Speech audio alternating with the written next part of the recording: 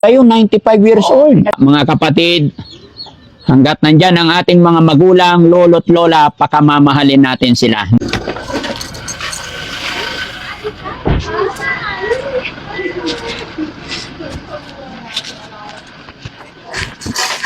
Lola, hello po. Magandang hapon. Magandang hapon. Kumusta po kayo? Lola, mag-bless ako. Ayan, ilang taon na po si Lola? 95. Wow, very good, no? Very smart pa si Lola at the age of 95. 95 pero mahina lang mata ko, mahina rin pa tahinga ko. Eh, pero nagkakaintindihan pa tayo, malakas pa. Nakakaintindihan pag malakas. Malakas pa. Pag malakas ang usapan. So lalakasan ko pala, no? Pag malakas. Ano pala pangalan ni Lola? Maria. Lola Maria, 95 years old. 95. Anong sikreto? Bakit ang lakas pa? Eh, ganito ang sikreto. Ganun. Ilan po ang apo nyo? Ang apo ko, ay, marami akong apo, hindi ko na mabilang. Ay, hindi na mabilang. Ang anak ko, 6. 6 ang anak. Yung mga anak nila, hindi ko na mabilang. Hindi na mabilang yung anak nung 6, no? Yung mga apo ko, yung apo ko sa anak niya, may apo na rin. May apo na rin sa tuhod. Oo. Wow, napaka-bless nyo po kasi nahintay nyo pa yung mga apo sa tuhod. Oo. No? Naintay rin sa yung mga apo ko. Opo. Asawa nyo po? Ay, wala nang matagal na. Matagal na namatay. Ay, nang namatay.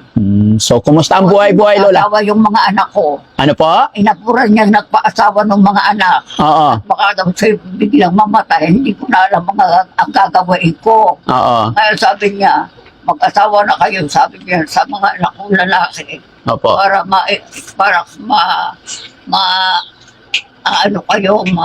mapagsilbihan ko kayo at kung ang iyong ina ang maiiwan, hindi na alam ang gagawin niya. Oo. Kaya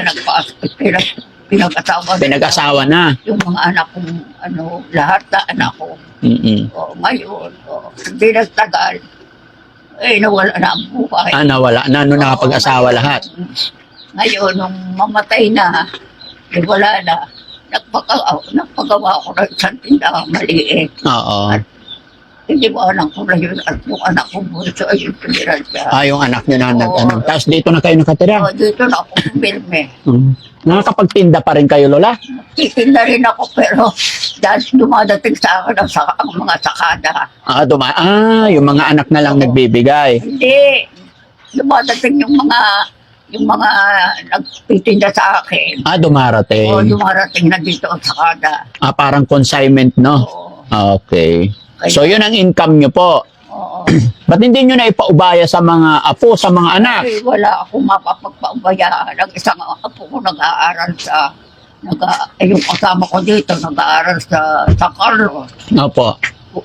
Hindi ako lamang nag-iisa dito. Pero ang lakas pa ng memory ni Lola, no? 95 years old. Oo. Malakas pa. Naghahasikaso ako ng iyan lang ay kung hindi ako magtitinda-tinda, anong gagawin ko? Anong pagkikitaan ko? Ay, kailangan pa rin ba kumita, Lola? Ay, kumita Ay, mayayaman na yung mga anak niyo po eh. Mari, hindi ako kikita. Kung hindi ako maghahanap buhay, wala rin akong kikitain. Ay, ganun? Oo. Ako rin nagsisipin sa sarili ko. Sa sarili niyo po? Oo, sarili ko ako rin ang nagsisilbi. Oo. Kaya kung hindi ako magtitinda-tinda, wala rin. Wala rin. Wala rin mangyayari sa akin. Napakagaling pa ni Lola, mga kababayan. Wala naman ako maiintay sa mga anak ko at mahirap din ang buhay nila. Ay, mahirap Hindi din. ako nagsasarili ng akin. Oo, galing. No? 95 years old. Paano yung pagkain nyo, Lola? Kayo pa nagluluto o? Nagluluto ako dyan pagdadating ng gabi, yung isang anak ko doon sa dulo. Oo. Pagdadating ng gabi, dinadala ka na ng pagkain. Okay. So, ibig sabihin, Lola, itong mga bahay na to, isang family compound, kumbaga. Family compound hanggang doon sa dulo. Ay, wow. Ano apelyido nyo po, Lola? Nung dalaga pa ako. Opo. Banta. Banta. Ay, ngayon? Ako ng dalaga pa.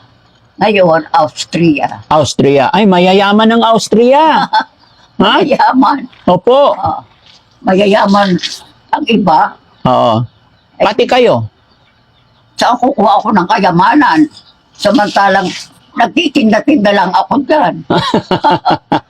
Kung hindi ako kikita sa pagtitinda, wala rin. Oo. Wala naman akong kikitain. Wala Wala nakikitain. naman nagbibigay sa akin at puros mahihirap ang buhay nila. Oo. Pero may natatanging kayamanan ikaw, Lola. Ah, Mayroon kang natatanging kayamanan. bakit? Yung kalusugan mo. Siyempre, 95 years old. Oo. Yung iba nga, 60 pa lang hindi na nakita. Nakapag ng sarili. Opo, 70 wala na. Oo. Kayo 95 years old. Nagtitsagaan ko nga kahit na matanda na ako. Kung hindi ako magtitsaga sa sarili ko, di wala. Oo. Ang galing-galing, no? Tapos napakarami ninyong apo na nandito, Oo, so marami masaya. akong apo, marami na akong apo. No. Ang mga anak ko, panay may mga apo na. Lola, sa edad na 95, may tinitake na ba kayong gamot? Wala. Wala naman. Wala akong ginagamot. Hindi kayo high blood. Ay, yung manugang ko dyan, pagkukuha sa center, Oo. may ibibigay sa akin para high blood. Yun ang ibinibigay sa akin. Galing ni Lola. Anong sikreto? Paano mo naalagaan yung kalusugan niyo, Lola, na ganyan? Ay, naaalagaan ang sarili ko, pero tiyaga lang. Tiyaga. Tiyaga lang. Ano bang hilig mo sa ulam, Lola? Ay, wala akong hilig sa mga karne. Gusto ko lang mga gulay lang. Gulay lang talaga. Oo, pag may karne dadating sa akin, hindi ko gusto kainin. Opo. Ang gusto ko mga gulay-gulay lang. Gulay lang talaga. Kaya malakas. Wala akong hilig sa mga karne. Manok. Lalo kung manok.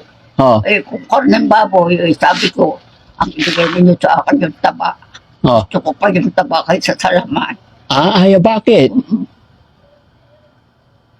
Oh. Ganito lang ang buhay ko. Oh. Kaunting tiyaga. Kaunting tiyaga. Kaunting tiyaga. Kung hindi ka magtitiyaga, ano mangyayari sa akin? Di wala. Opo. O wala namang makapapagbigay sa akin at puros mahirap ang buhay nila. Mahirap. Ilang taon na nawala yung asawa niyo po? Baka mga 20 city ng taon. 27 years ago. Medyo maaga siyang nagkasakit, Oo. ano? Ano ba trabaho na asawa niyo nung nabubuhay pa, nung malakas? Bubukid. Magbubukid. Nagtatanim kayo ng palay, mais.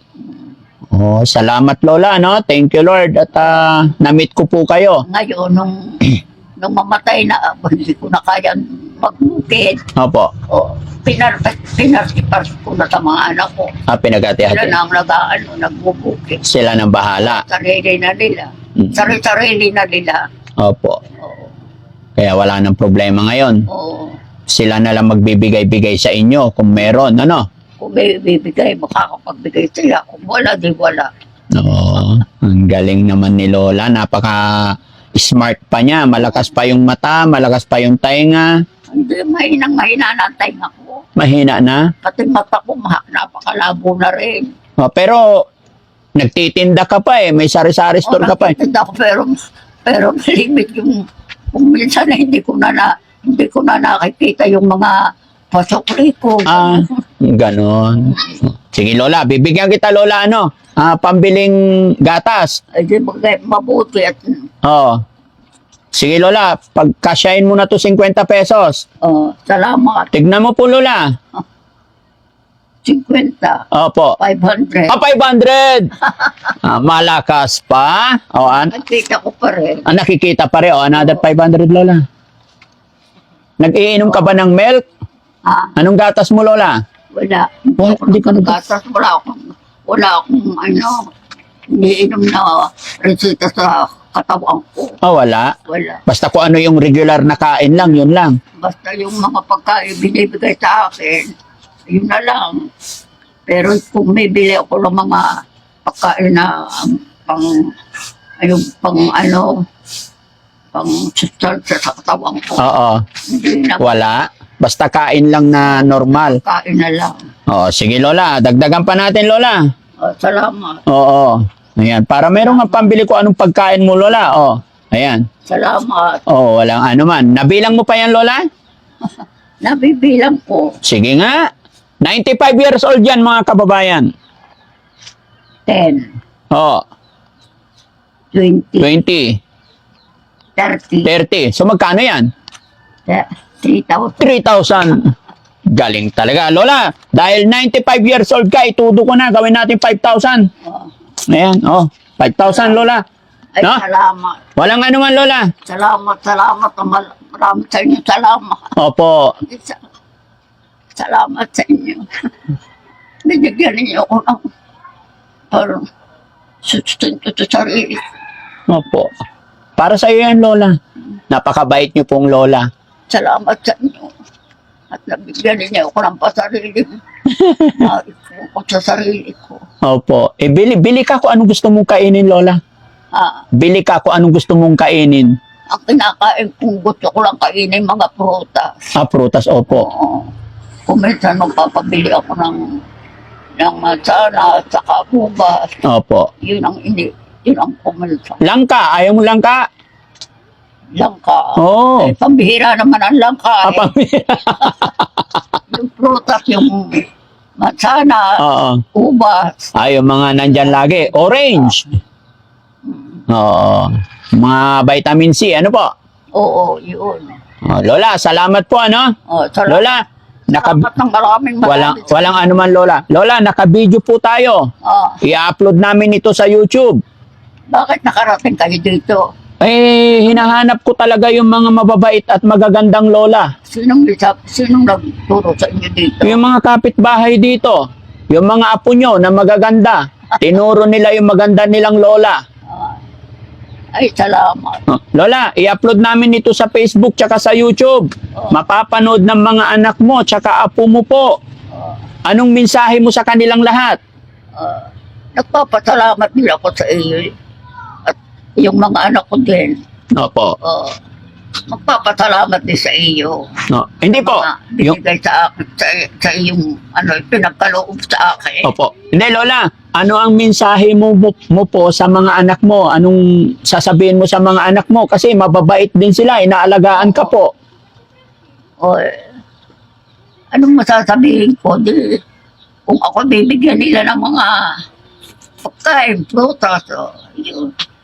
Oh. Papasalamat ako sa kanila. Oh. Sige, Lola. Salamat po, Lola, ha? Salamat ang maraming salamat. Ingat ka po, Lola. God bless po. Ako po si Daddy Frankie po. Ha? Daddy Frankie. Ako, Tagatang ka. Makati po. Ay, malayo. Opo. Ay, itong mga kasama mo. Yes, kasamahan ko po sila. Ayan. Si Bakas ni Tax. Si Kuya Rab. Si Sam. Mga taga-saan sila. Sa Cavite, Manila. Tsaka si Jesse.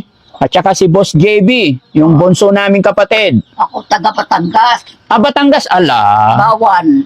Saan po? Bawan. Ito, taga Batangas. Sa Bawan, Batangas kayo. Ang bayan ko Bawan. Ang baryo ko As-is. As-is Bawan. Malapit lang. Oo. Pero dito kayo na asawa. Ako nagkasawa. Galing. Ang anak ko dito, lahat, apat na ang nasa lupa sa lahat ng anak ko. Oh. 6 buhay. Opo. O yan, hililiran dyan sa lahat. So, hindi na kayo nakabalik ng Batangas, Lola? Hindi na. Tinatawag ako ng kailan at dahil pipista raw doon. Opo. Gusto nila magpunta ako roon. Oo. Eh, hindi ko naman kaya, hindi ko na kayang Ilan ba kayo magkakapatid, Lola? ha? Ilan kayo magkakapatid? Hindi mo kami magkakapatid, wala na. Namatay na lahat ang bunso. Ikaw na lang natitira. Ako lang ang natitira, ako pa rin ang bunso. Ikaw ang bunso. Oo, isa akong anak na babae. Ay, Eh, galing. dito pa ako napapadpad sa malayo. Napalayo. Namatay ang mga kapatid ko, hindi ko na nakita. Hindi na Hindi nakita. ako makapunta roon. Eh ngayon nga, tinatawag ako at gusto nila mag-visit ako roon. Eh, hindi ko na kayang sumakay. Oo, ganun talaga, Lola. Hindi ko na kayang magbiyahe. Sige, Lola. Salamat po, ha? O, salamat ng Ayan. marami. Salamat sa inyo ng maraming salamat. Opo. Thank you so much, mga kababayan. Si Lola po na na-meet natin, 95 years old, at binigyan natin ng kaunting tulong na pambili niya ng gatas. Maraming salamat po. Bye-bye po and God bless. At syempre, bago matapos ang video ito ay magpapasalamat din ako sa mga apo ni Lola, sa mga anak na napakabait nila. At napakaswerte nila kasi mayroon pa silang lola na 95 years old. Kaya mga kapatid, hanggat nandyan ang ating mga magulang, lolo't lola, pakamamahalin natin sila. No? Maraming salamat po and God bless po. Salamat ang maraming. Thank you so much, Lola. Salamat. Ingatan mo yung pera mo, Lola. Ah. Thank you po.